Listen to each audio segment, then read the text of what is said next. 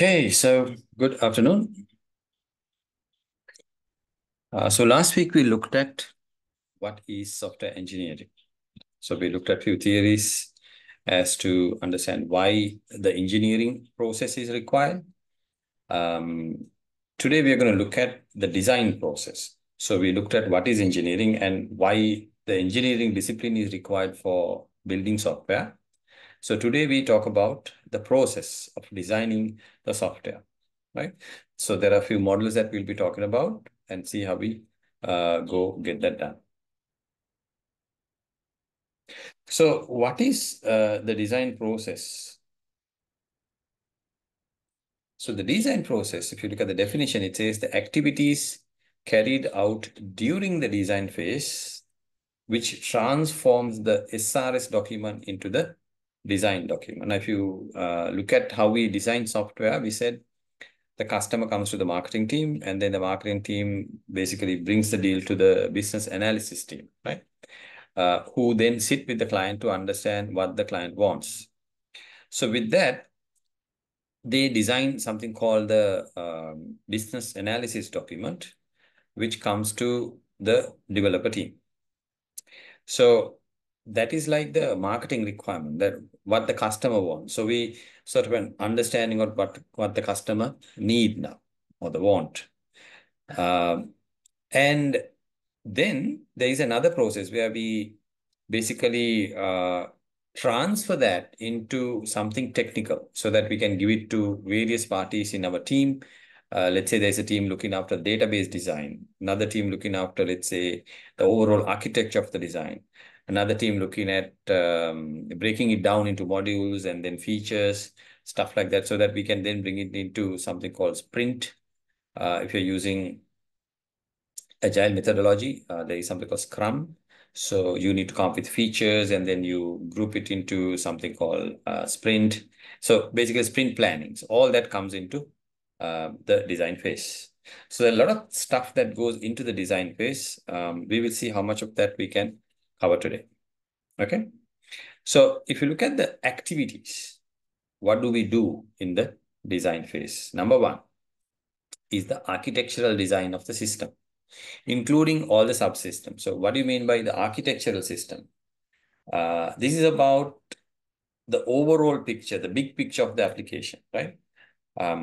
What kind of framework we are going to use, what is the database structure, and what kind of web server, for example, how many servers are we going to use?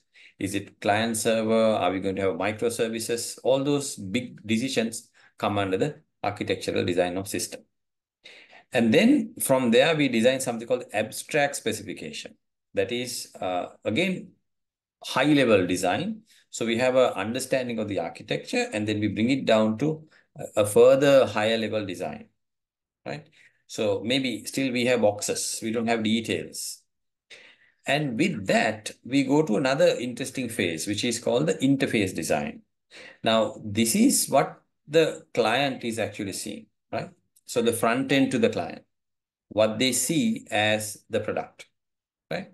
So interface design is all about how does the login page look like? How does the registration page look like? How does the, let's say, CRUD functions, let's say create, read, update, and delete screens look like?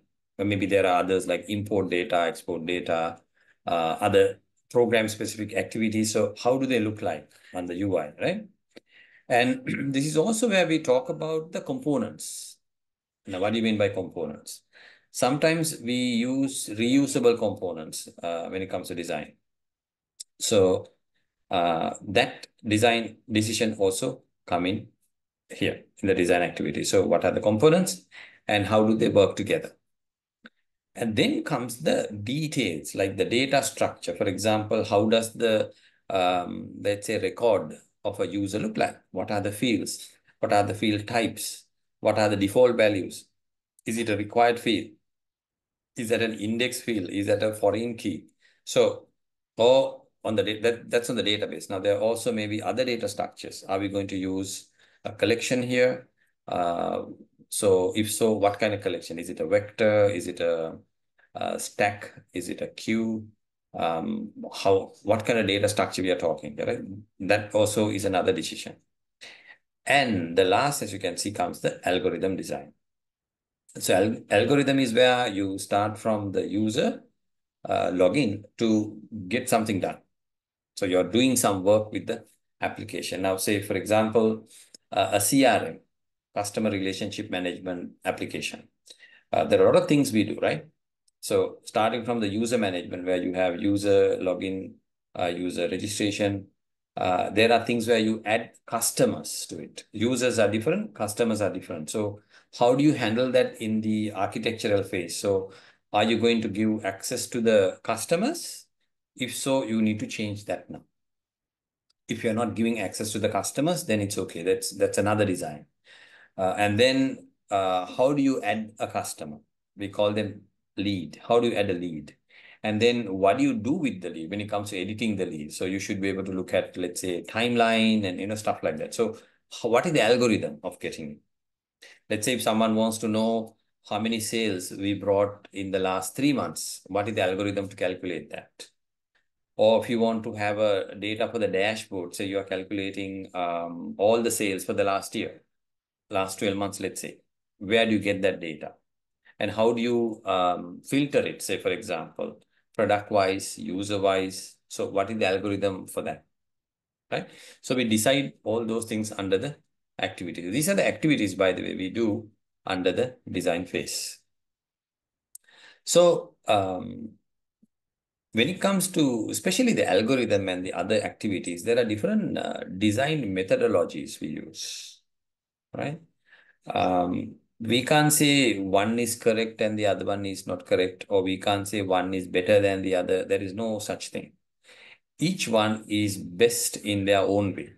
Like sometimes, for some projects, you might like the function-oriented design.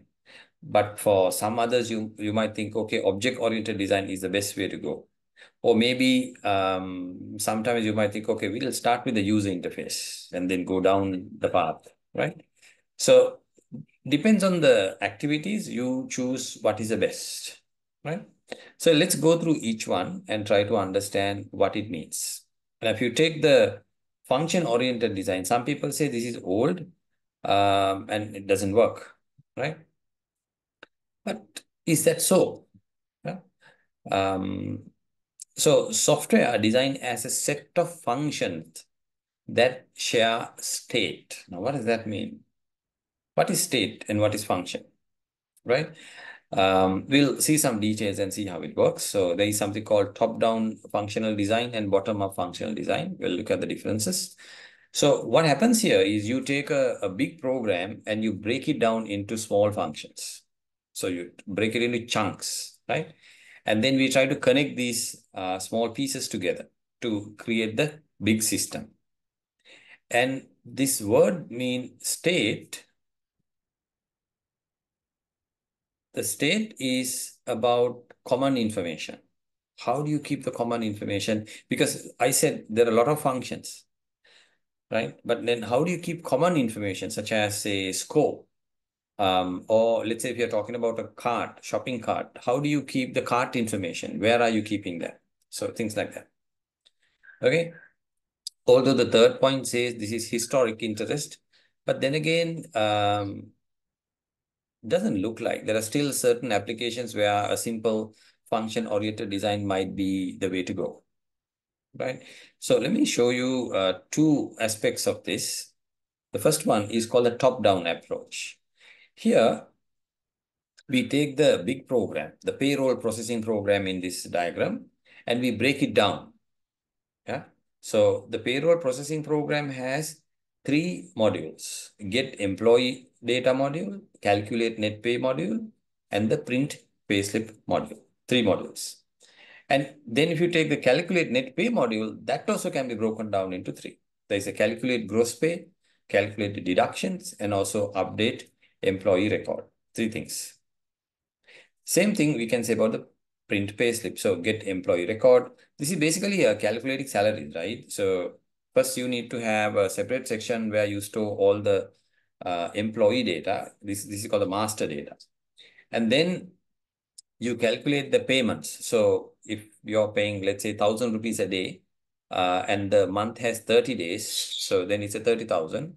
But you need to look at the deduction. So are there any absenteeism, right?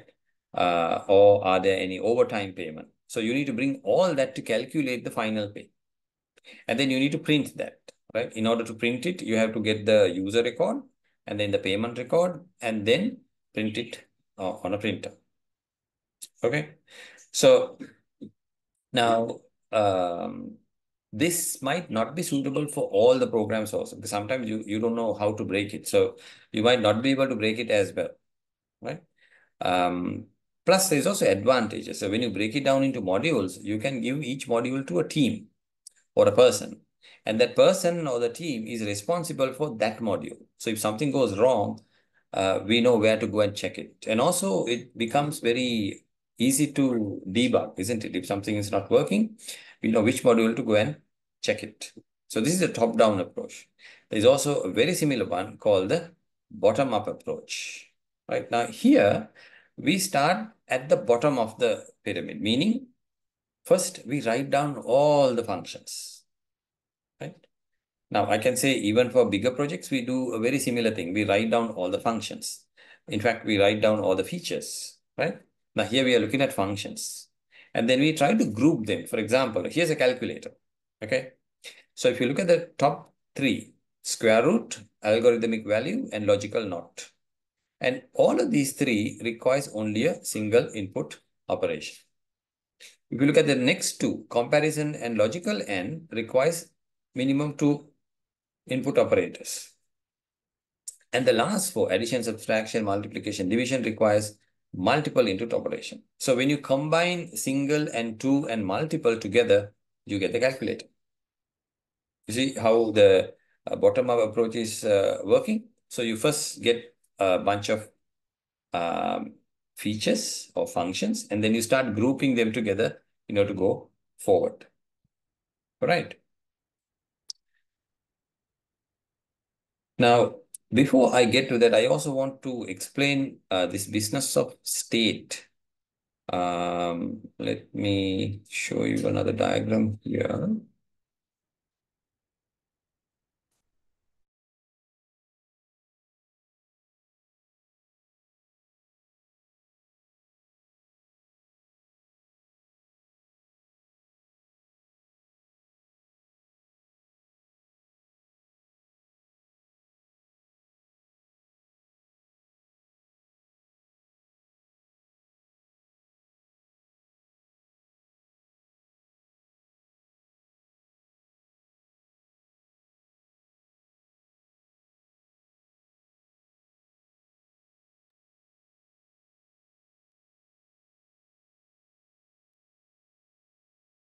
Okay, so here we have an animation.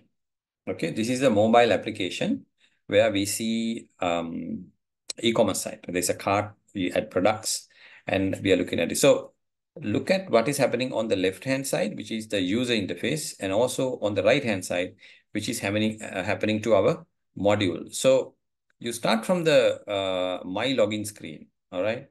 So we'll wait for that. So My Login screen is here. Okay, so you log in now. So you are on this screen, right? You enter and then you go to My Catalog. So whenever you add an item from the My List item, it goes to a cart. Do you notice the cart is inside My App? Although we have three modules called My Login Screen, My Catalog, and My Cart, the cart itself, it's called a cart variable or cart object, is within the My App, which means it is common. It is commonly available for all the modules. So this cart is known as the state of the cart, which is common for all the modules. So this is why when you add items, it goes to the cart, and when you go to My Cart, it reads the data from the cart because it's common. This is why we say the state is shared among the modules. All right, so somewhere here, we said the state is shared, right? That's what we mean. So our next operation or next approach is called the object-oriented design approach. You may have already discussed this at the time when we're learning Java programming language. So here we are looking at our program or our problem as a collection of objects, right? In the real world, actually. So these objects are viewed as instances of a class. Now, what does that mean?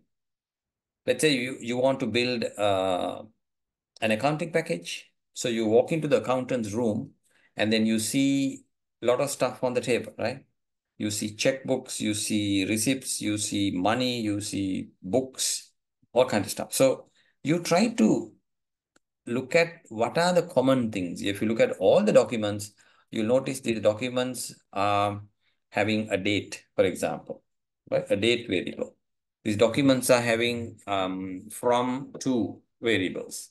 The documents are having, let's say, amount variable. So all that are called the common things.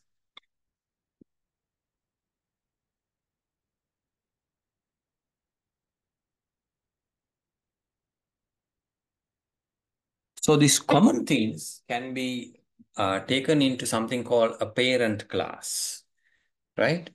And the child classes can inherit these things from the parent class. So that's the whole sort of story of object-oriented design. We can actually group things together so that you don't have to repeat things. So there is something called the object-oriented decomposition of the system. So we basically identify common things, and actually data, or rather information, goes both ways. There is something called abstraction, where we are looking at all the common things of the children are taken to the parent. That is called abstraction. And the stuff coming from the parent to the children are called the inheritance. That's the difference, right? So this involves defining the required objects and their interactions to solve the particular problem. So remember, we talk about algorithm. So under object-oriented design, the algorithm is about talking one object to another object. How does it work, right? So here, look at the next point. The system state is decentralized. There may be common state, but it is also decentralized. So each object has their own state that they must manage. The word here is encapsulation. If you've heard of this term before, encapsulation is about allowing each object to manage on its own. So there's also something called information hiding. So we are allowing the object to take care of itself. Okay. So I hope you've done this under your Java programming language. So I brought all this terminology into 3 slides, the design features. Okay. So these are the terminology or jargon we say when it comes to object-oriented design. Number 1, a class. What is a class? A class defines the abstract characteristics of a thing. What do you mean by that? Remember I said you look at a bunch of objects, or actually a bunch of stuff, and then you try to take all the common things into a parent class, right? The class has things that you can give it to children. So class can also have objects. Those are called the instance of a class. Remember, a child class and object are 2 different things, okay? Parent class, child class is one thing, class and objects is another.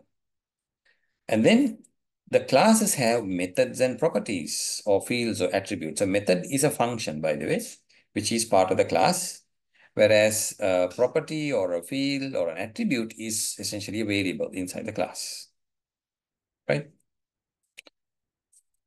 And I assume you know this terminology already, coming from previous lessons. We also have a concept called message passing. What does that mean?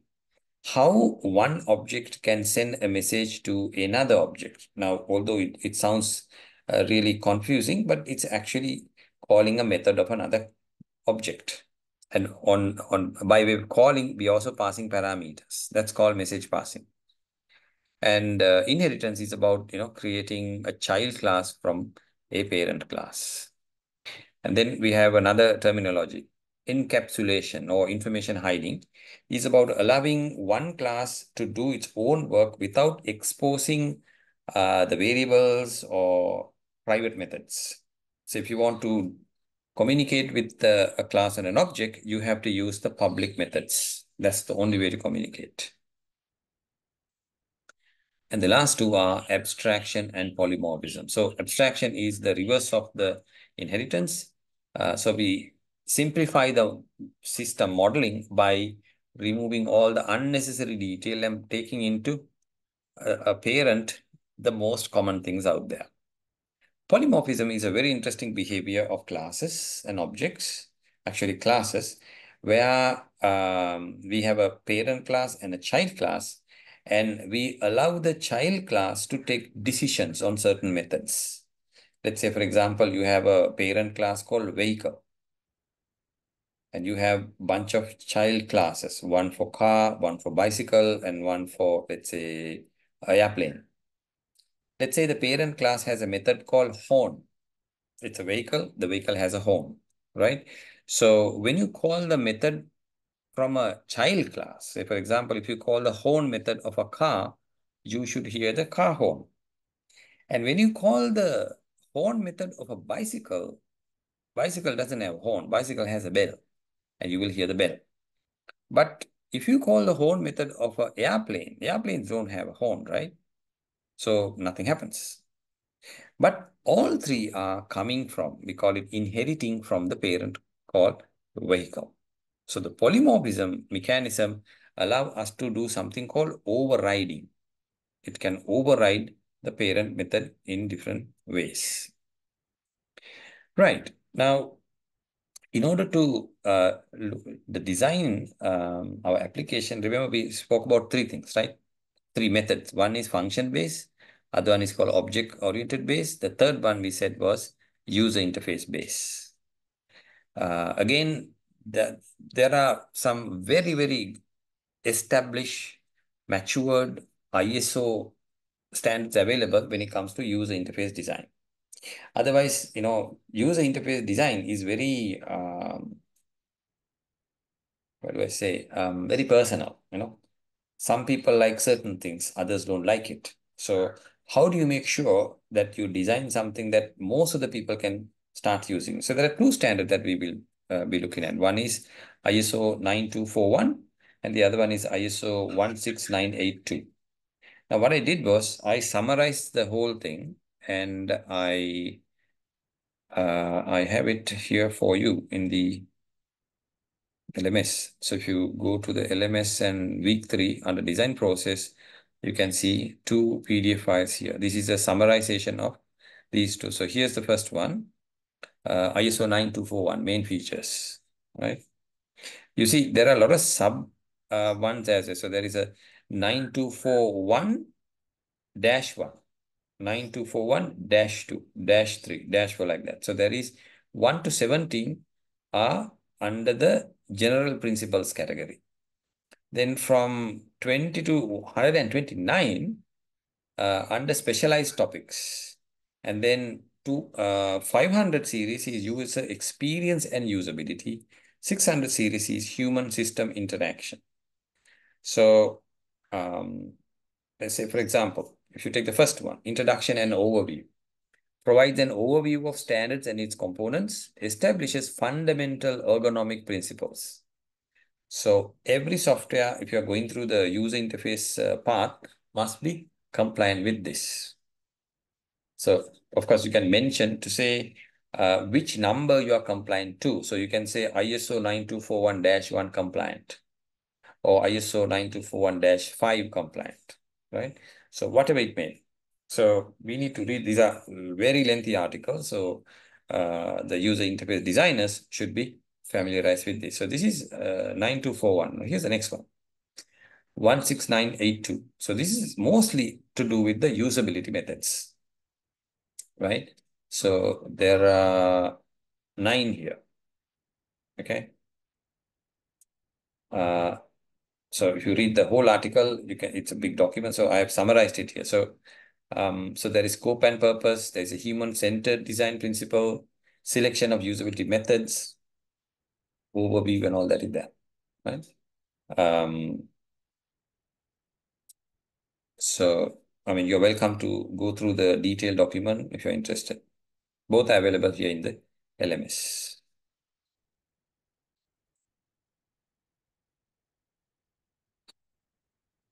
Right. Now, um, talking of the usability or user interface, here's a very interesting a text from David Travis, right? From a famous forum called the User Focus. So it says, in our experience, developers are more likely to fix an issue with a user interface when we point to an international standard than when we base our judgment on personal opinion. What does that mean? When you look at a program and you tell the developer, hey, look, I think this should be done this way. You should have the OK button first, cancel button next. The developer might say, why? I like it this way, so I'm going to keep that. But if we show them, look, according to the ISO standard, you must have the most wanting button to the left, least wanting button to the right. Well, then the developer will listen to you. That's what it says. And that is why we need the standards, right? Even a simple a box can be explained to a developer according to the ISO standard. Now, talking of user interface design, I thought I'll take you through the history of user interface designs. Also, that's a very interesting journey. So, the current graphical user interfaces or GUIs have certain things which are very common. One other thing is called WIMP. They have windows, they have icons, they have menus, and they have a pointer mechanism, right? And they are characterized by multiple windows on the screen, use of icon to represent information. There are common selection through menus, and of course, a mouse as a pointer, right? We also, of course, have now touch screens. Now, touch screen, you can touch anywhere without moving a mouse. And that's also a very powerful thing that is available on GUI.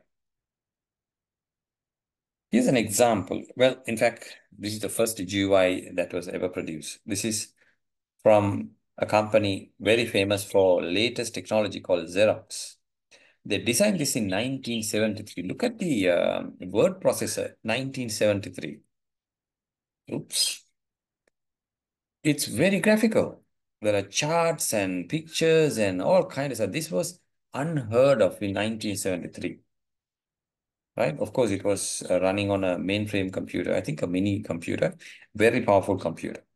So with this, both Apple and Microsoft copied the GUI concept. And this is 1983 Apple, their first graphical computer called the Apple Lisa. And 84, they relaunched it as Apple Macintosh. And in 1985 came Windows version 1. You notice they all have windows, they have icons, right? And they have a mouse that we will be moving around to point and click in various places. Here's macOS today, 2024.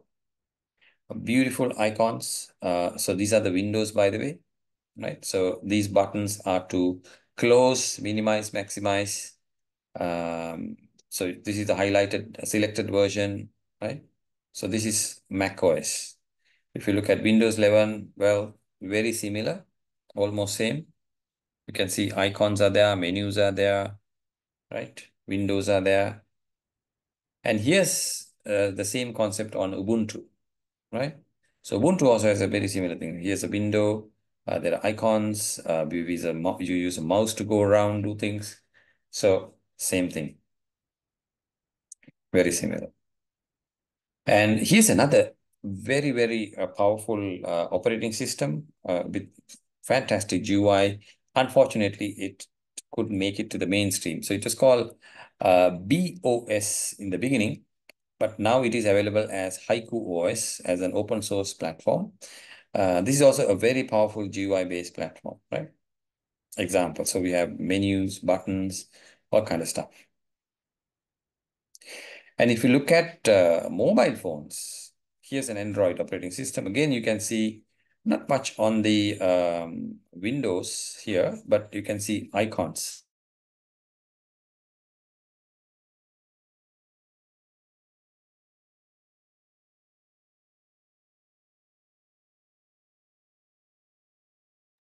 So for mobile applications, Windows are coming up on a different way, right? It's called painting overlays. So for example, if you see, say here, you can see something is on the top and something is at the bottom. So there are two things happening. So although we don't call them a window, it is possible to override or rather display something on top of something else. And if you look at Mac, actually iPhone or iOS, they also have a very similar platform or rather very similar concept. By the way, this is iPhone OS 1, the version 1 that changed the entire mobile phone arena. So they have icons. This is by the 2007. So multi-touch gestures, what does that mean? Now, when you're designing your application for these gadgets, you can actually maximize the features available. So multi-touch means not a single touch. You can also detect multiple touches, 2 touches, 3 touches, 4 touches, like that, right? Right, which brings us to good design. Now, we looked at different ways of designing. We looked at three, in fact, function-based, object-oriented based, and GUI based, right? User interface based. So with all that, what do you mean by a good design? Number one, correctness. Number two, understandability. Number three, efficiency. Number four, maintainability. Now, what does it mean? Correctness is about correctly implementing all the functions. Remember, we said in the beginning, we are trying to transform our requirement document into a design document, right? And the requirement document was built after talking to the BA. So we need to make sure whatever functions we have is supporting the requirement of our client, right? So correctness means correctly supporting all the functions and features. Understandability is about whether the development team understood what the requirement was. If you understand clearly, you can then fulfill that requirement. If you don't understand that, now again, the question is, how do you know? How do you know whether you understand the question? Well, then you have to let the customer question you, right? That's the simplest way to do. But then generally what we do in a real company is we make the developer make a presentation to the BA team so that BA team can confirm and say, right, okay, that is exactly what we need. And then the BA team need to do a presentation to the customer to verify and validate, right? To see whether they understood everything clear. What does efficiency mean? Efficiency is all about whether the resources, whether it is time and money and people, everything are within the budget, right? So you can build any software forever. That is not the time. That's not the target. We need to build the software according to a limited resources in a certain time frame. So that is efficiency. And the maintainability is also very important because this is about what happens after you leave or after the development team goes or after you hand over the system to a client. If they want to make some changes, how easy it is to do it, right? So do you maintain documentation, for example? One of the unit I was talking yesterday about quality assurance. There are, in fact, certain ways of doing that, right? Certain theories of doing maintainability. So it's code documentation, system diagrams, database relationship diagrams, all that are required to make sure our software is maintainable. If something to be upgraded or updated, maintainability is very, very important. Right, which brings us to another very interesting concept called the open source development. Now, this is not a design mechanism, but there are also, this is also a way you can develop software, right? Open source development. What does that mean? Okay, the opposite of open source is called closed source development. Now, if you take a company like Microsoft, their source is closed, isn't it? No one can access Microsoft Windows 11 source code. It is not available. Or MS Office source code, not available. Only available within Microsoft developer team, right? And now even there, one person cannot access the entire source code. Now, of course, Microsoft controls everything in that source code, from design to deployment to delivery. Now, open source on the other side, the entire source code is available free of charge for anyone to download, study, and modify and do whatever they want. But okay, I can download, I can modify, but I can't push that code to the code repository. For that, I need approval from a core development team, right? Now, can we use that mechanism to develop our corporate software? Well, you can, right? And there are a lot of people who have already done it very successfully. Now, open source goes all the way back to 1950s and 60s when mainframe computers were there, especially the Unix operating system. When Unix was in the market, you have to spend a lot of money to buy Unix. And Unix is just the operating system. And then you need to spend more money to get the other software, like word processors and various things. So Richard Stallman came up with this beautiful idea called the open source movement, where he said software is written and shared among everybody in the world, and it's free to use, free to modify, free to do anything you want with it, right? But there's a catch. You are downloading somebody else's source code and modifying or upgrading or doing whatever. If you're doing that, you must give it back. You must your changes and enhancements must come back to the community, so that if you made a good change, it should go to all the other people out as well. This is called the GNU movement or GNU movement. GNU word is a recursive word. GNU stand for GNU, not Unix. So there is another GNU there. So what does that GNU mean? Okay, that GNU means GNU, not Unix. So it's a recursive term, right? So Richard Stallman came up with a open source free software legal framework also. So it's called a licensing system. So today there are so many licensing available, MIT license, and so many other versions available there, a creative license and whatnot. So before you get into developing a software under the open source movement, you need to say whether it is correct or is it the best you want to do. There are so many wonderful projects out there. For example, MySQL, Firefox browser, Apache HTTP server, the biggest contributor to the internet, right? Pretty much 90% of the web servers are running on Apache. And a lot of online databases are running on MySQL. In fact, the program I'm using right now called the LibreOffice is open source as well, right? So yeah, it's a fantastic movement, but are we ready? Because if you are building a proprietary product that you are planning to sell later, maybe open source might not be the best way to go, right? But if you want to develop something with the community support, well, probably you can do that. And then others also can contribute to basically, improve your product as well. So together, the whole community is getting benefited. Now, another movement, in fact, getting the software for an organization, there are different ways of doing it. One is getting the open source software. Two is the customized off-the-shelf software, like say, for example, MS Office or Windows 11. You're not building that, you just buy it, right? So it's also known as the ready-made software.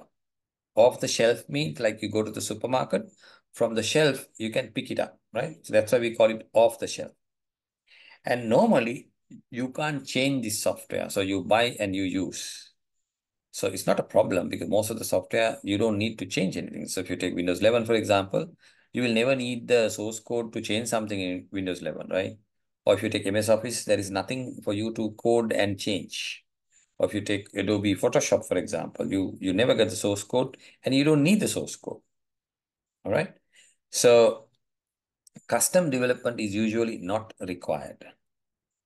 What are the disadvantage here? Biggest disadvantage is you will be depending on that vendor or the supplier. If the supplier stops the software, well, then we have a serious problem.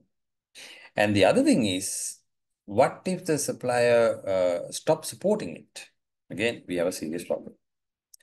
The other issue is, a bigger issue is security vulnerabilities. That means we don't know the quality of the software development team.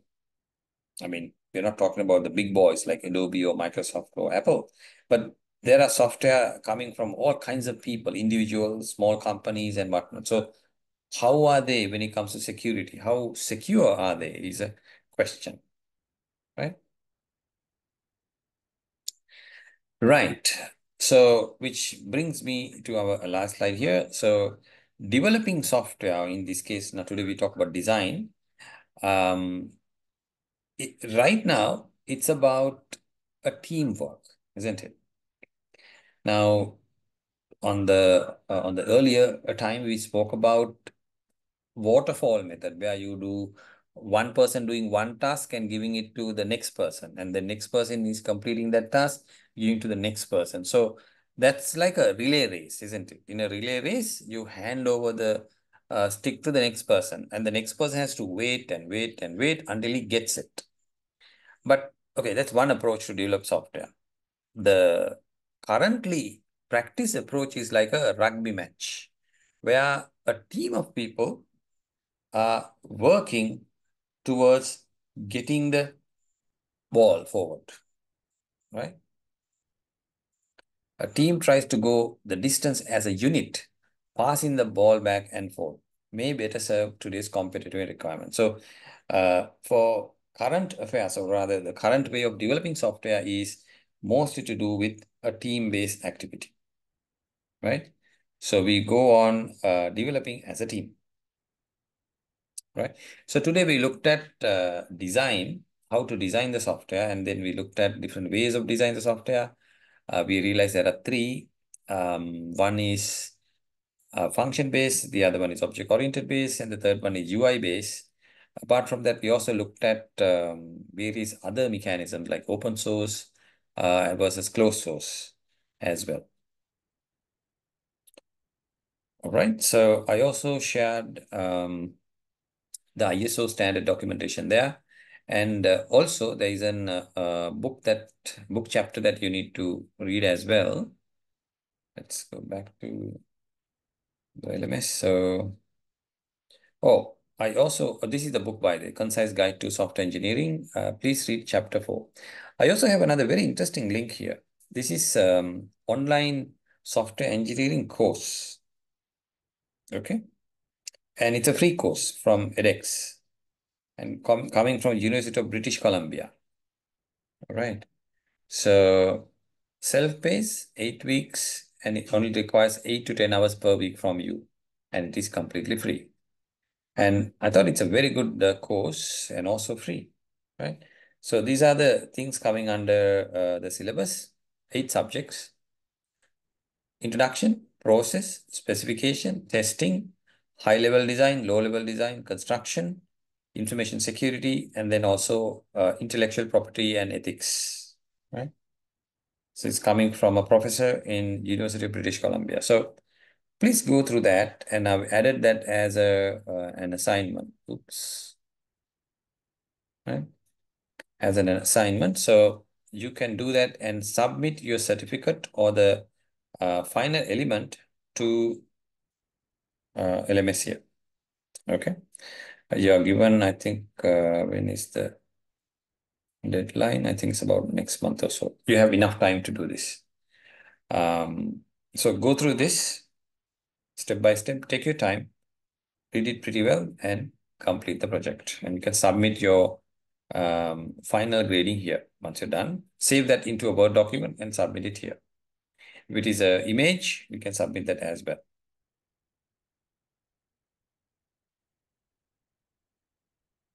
All right, I guess that's all for today.